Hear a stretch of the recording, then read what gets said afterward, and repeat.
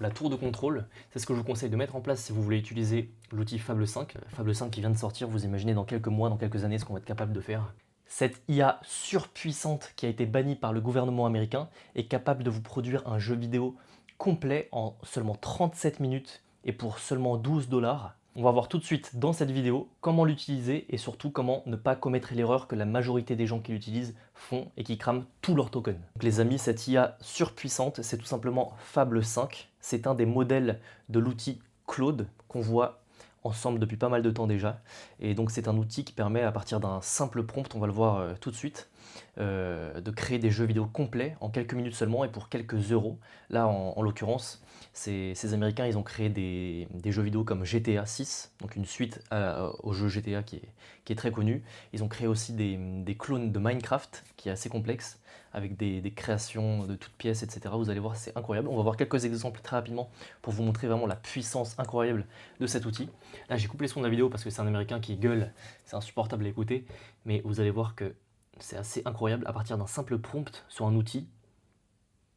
Voilà, et on est capable de faire ça, les voitures qui s'entrechoquent, avec une sensation de choc avec le rouge qui apparaît autour. Bon là, il y a pas mal de défauts, vous voyez, il passe dans les voitures comme un fantôme.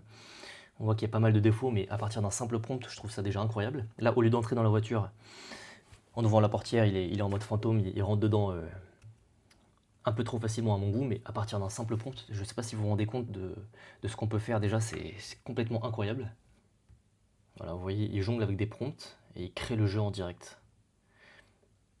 C'est vraiment bluffant. Il se fait poursuivre par la police, il se fait arrêter à la fin. Enfin, c'est vraiment très très puissant. Je vais vous montrer un autre exemple d'un Américain, encore une fois, qui a créé un clone de Minecraft, cette fois-ci.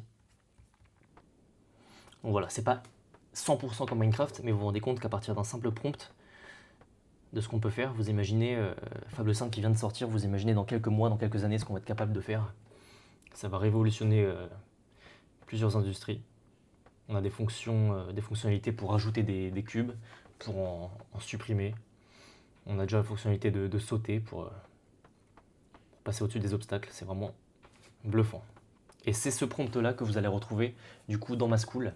C'est tout simplement pour créer cette version de clone de Minecraft que vous allez retrouver dans ma school, dont le lien est juste en dessous, qui est totalement gratuite et qui vous permet de vous former à Claude de manière gratuite pour le moment. Elle passera en payant par la suite, mais pour le moment tout est gratuit. Je réponds à toutes vos questions, vraiment je me démène pour vous aider au max sur l'outil Claude, qui est ma spécialité que j'enseigne en entreprise. Donc voilà, là vous voyez un exemple de jeu qui a été créé avec Fable 5, qui est tout simplement bluffant. Je vais vous montrer un ou deux exemples après. Là, c'est un fan de la série Friends qui a reproduit la pièce de vie, enfin l'appartement tout simplement en 3D. Incroyable. Vous verrez que tous les détails n'y sont pas, mais à partir d'un simple prompt, je ne sais pas si vous imaginez les perspectives que ça engendre pour l'industrie de l'immobilier par exemple. Les agents immobiliers n'auront plus besoin de faire des visites en réel. Avec cet outil, on va pouvoir faire des simulations 3D des appartements, des biens immobiliers qu'on pourra visiter à distance. Ça en 2 heures environ, ça a été fait par cet Américain. Donc, je vous laisse imaginer tout ce qui va arriver par la suite. C'est tout simplement en train de tout révolutionner, l'IA. C'est très très puissant. Elle a ses défauts en termes de pollution, etc. Mais ils sont en train de bosser dessus pour limiter tout ça. Mais voilà, je vous laisse vous rendre compte de la puissance. Après, dernier exemple. On a ici un Américain qui a reproduit l'outil GitHub à partir d'une simple capture d'écran de GitHub. Il a reproduit toute l'interface qu'il a appelée apparemment KiloCode. C'est bluffant. Fable est capable à partir d'un simple screenshot de reproduire toute une interface, tout un site. Il y en a qui ont recréé le site d'Apple, il y en a qui ont recréé GitHub, qui est un logiciel en gros pour ceux qui ne connaissent pas, pour stocker le code, pour travailler ensemble dessus, pour le ranger correctement en fonction de vos projets. Donc c'est assez bluffant. Fable est surpuissant et vous aurez tous les prompts dans du coup la communauté School dont je vous ai mis le lien juste en dessous qui est gratuite, je vous le répète. N'hésitez pas à aller chercher vos prompts et à tester Fable pour créer vos jeux vidéo vous-même pour vous amuser tout simplement à tester l'outil. Alors Claude Fable 5, qu'est-ce que c'est? C'est tout simplement l'IA que le gouvernement américain avait interdit. Donc on va voir les dates là dans quelques instants. Puis laisser revenir il y a quelques jours, c'était le 1er juillet, donc c'était avant-hier tout simplement. Alors, qu'est-ce qui s'est passé en 3 jours et qui a tout changé pour l'outil Claude et plus particulièrement pour le modèle Fable 5? Alors la chronologie, c'est que le 9 juin, Le modèle Fable 5 est sorti, il a été divulgué sur l'outil Claude, tout le monde y avait accès.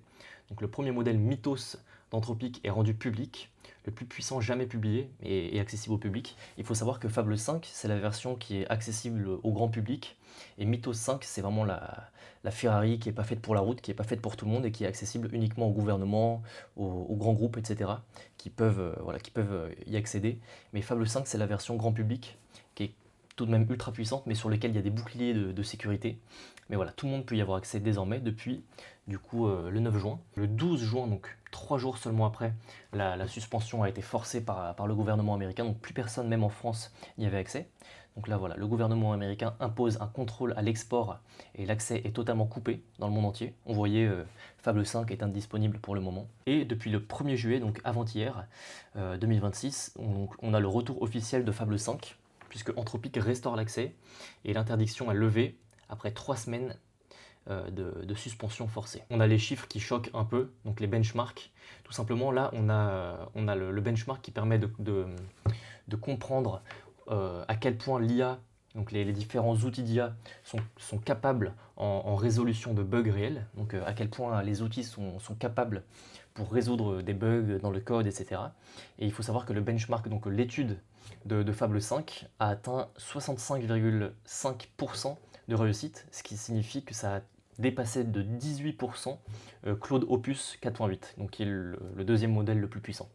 Donc ça le dépasse quand même presque d'un cinquième en termes de réussite dans la résolution de bugs, donc ce qui est énorme. En 30 minutes, on peut coder en one shot une application complète qui marche du premier coup. Et ça va dépenser uniquement 55 000 tokens si on l'utilise bien. On verra dans la suite des slides la technique pour ne pas cramer tous vos tokens, c'est super important. Contre 56 minutes, vous voyez en bas à gauche, ça c'est le temps qui a été mis par Opus 4.8, qui est le modèle, le deuxième le plus puissant, que j'utilise au quotidien. J'utilise Sonnet 5 et Opus 4.8 actuellement. Donc avec le même prompt, on voit que Fable 5 est beaucoup plus efficace, beaucoup plus rapide déjà que Opus 4.8 et consomme moins de tokens, puisqu'avec Opus 4.8 on en consomme 79 000. Donc c'est une différence assez conséquente. 24 000 tokens en plus, avec une app qui plante en plus. Donc on voit là la puissance, c'est plus rapide, moins de tokens et ça plante pas. C'est réussi du premier coup, puisqu'en fait l'outil s'auto-corrige tout seul. Et on va voir par la suite qu'il y a une petite astuce pour éviter que ça consomme vraiment les tokens, parce que c'est très énergivore. Et donc pour seulement 12$, donc ça c'est pour créer une copie d'un jeu vidéo comme Minecraft ou GTA 6 par exemple. Après pour créer une pièce en 3D comme on l'a vu pour la série Friends, ça peut coûter environ 4 à 5$, c'est un peu moins cher puisque l'univers créé est moins vaste. Mais voilà, ça c'est le coût total d'un clone complet de Minecraft généré en un seul prompt. Ça peut aller jusqu'à 12$. Et ça peut prendre 37 minutes et environ 3000 lignes de code. Voilà, je vous donne quelques chiffres pour que vous puissiez vous rendre compte de la puissance de l'outil. Donc ce qu'il sait faire, tout simplement en un seul prompt, il va pouvoir créer des jeux vidéo 3D jouables, comme GTA, Minecraft, Forza, qui vont être clonés. On va pouvoir créer des mondes en 3D explorables. Je sais qu'il y a des Américains qui sont en train de s'amuser en créant des univers un peu comme le film Ready Player One. Vraiment toutes des cartographies en 3D à partir de simples prompts sur Fable 5, c'est vraiment nos limites. Donc voilà, avec des éclairages cinématiques, de l'eau réaliste, 131 000 particules animées, générées à 99% en autonomie, puisque c'est un outil Fable 5 qui s'auto-corrige, qui atteint ses propres objectifs. Tant que les objectifs ne sont pas atteints, il continue à bosser. Enfin, il y a vraiment des possibilités infinies avec cet outil. Il va pouvoir faire des clonages d'interface, tout simplement à partir d'un simple screenshot. C'est ce qu'on a vu avec l'américain qui a créé un screenshot de l'outil GitHub et qui l'a reproduit en l'appelant click au code, je sais plus comment. Mais voilà, à partir d'un simple screenshot, on peut faire des structures, on peut recopier les structures, les polices, les couleurs et les animations en quelques minutes. Donc c'est vraiment puissant. Et enfin, on peut aussi faire des audits de sécurité complets, donc détecter les failles critiques que les modèles précédents avaient tout simplement loupées. Donc tous ces cas d'usage montrent que les agences de marketing digital ont du souci à se faire. Un simple mec depuis sa chambre peut, avec des outils puissants comme Fable 5, détrôner des agences de marketing digital ou des agences de cybersécurité.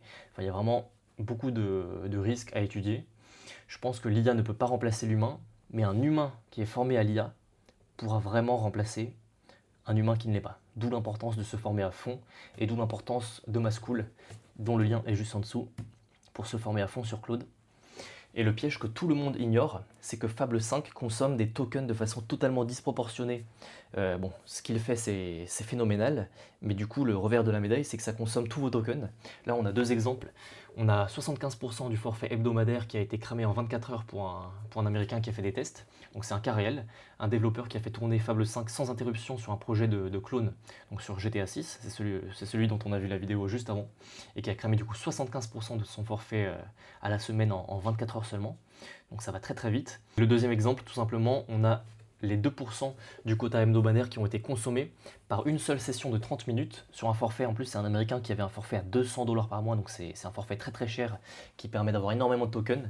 Et là, il a cramé 2% de son forfait, donc c'est quand même assez énorme pour une session de 30 minutes. Je ne sais pas si vous imaginez, c'est très très rapide. Si vous devez retenir un message sur ce slide, c'est que utilisez sans stratégie, Fable 5 va vider votre abonnement en quelques jours, voire en quelques heures si vous l'utilisez pas mal, même sur un forfait à 200$ par mois. Donc il faut vraiment se méfier et l'astuce arrive tout de suite sur cette slide. Donc la tour de contrôle, c'est ce que je vous conseille de mettre en place si vous voulez utiliser l'outil Fable 5, donc le modèle Fable 5 sur l'outil Claude.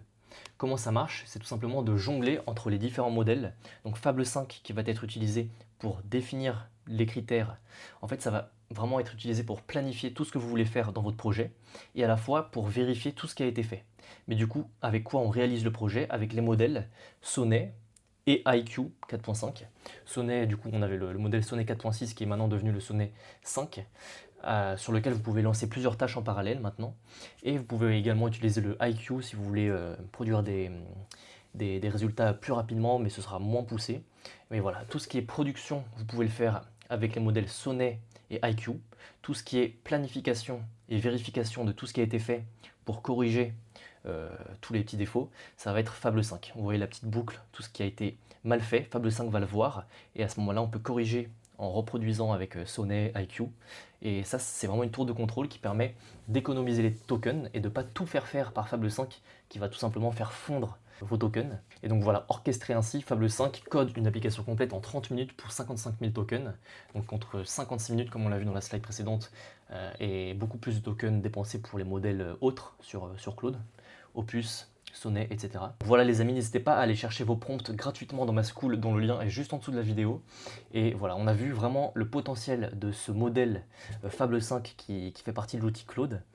Donc on a vu vraiment de quoi il était capable, des interfaces à partir d'un simple screenshot, des applications, des jeux complets en quelques minutes et pour quelques euros seulement. Donc ça va révolutionner des industries complètes les mois et les années à venir. Donc vraiment un outil très très puissant. C'était tout pour cette vidéo. N'hésitez pas à me poser vos questions sur la school. Je suis très actif et je réponds à tout le monde en ce moment de manière gratuite. Donc n'hésitez surtout pas. C'était tout pour cette vidéo. On se retrouve dans la prochaine. C'était Antoine. Ciao.